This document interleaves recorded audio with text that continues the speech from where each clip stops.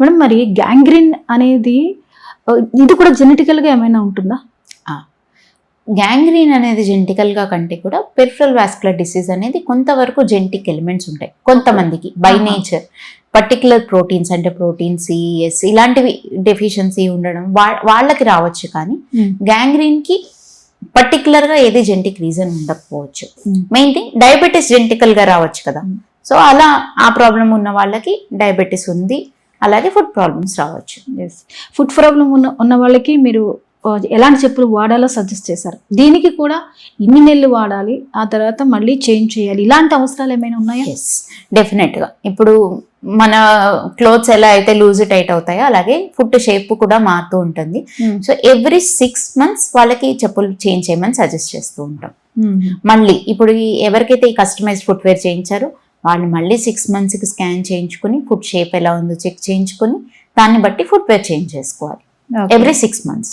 మేము sugar patients ఎవరైతే ఉన్నారో వాళ్ళు డాక్టర్ దగ్గర, ఫుడ్ స్పెషలిస్ట్ వాళ్ళ దగ్గరికి వెళ్ళినప్పుడు వాళ్ళ ప్రాసెస్ ఎలా ఉంటుంది, వాళ్ళని డయాగ్నోస్ చేసే విధానం ఎలా ఉంటుంది? ఎస్, ఎవరైనా డయాబెటీస్ ఉన్న వాళ్ళు ఒక ఫుడ్ స్పెషలిస్ట్ దగ్గరికి వచ్చారనుకోండి, మేము ఫస్ట్ చూసేది కాళ్ళల్లో ఎక్కడన్నా, యూజువల్గా కామన్ లాంగ్వేజ్లో చెప్పాలంటే ఎక్కడైనా ఆనెలు ఉన్నాయా అక్కడితో స్టార్ట్ చేస్తాం.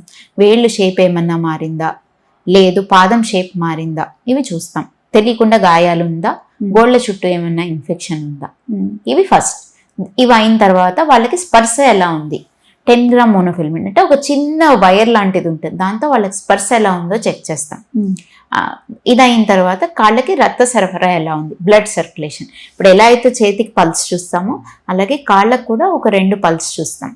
ఆ 2 అంటే రక్త సరఫరా బాగుందా లేదా, ఇవి కామన్ బేసిక్ థింగ్స్.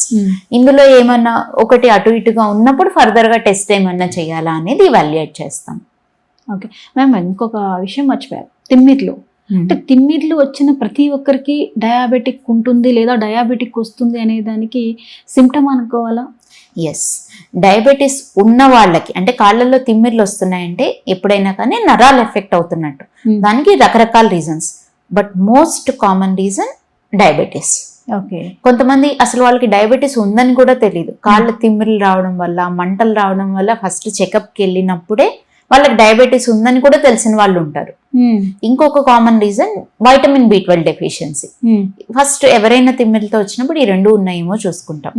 తిమ్మిర్లు, మంటలు రావడం ఇవి ఫస్ట్ సిమ్టమ్స్, అంటే మన డయాబెటిక్ ఫుడ్ రావచ్చు అనేదానికి.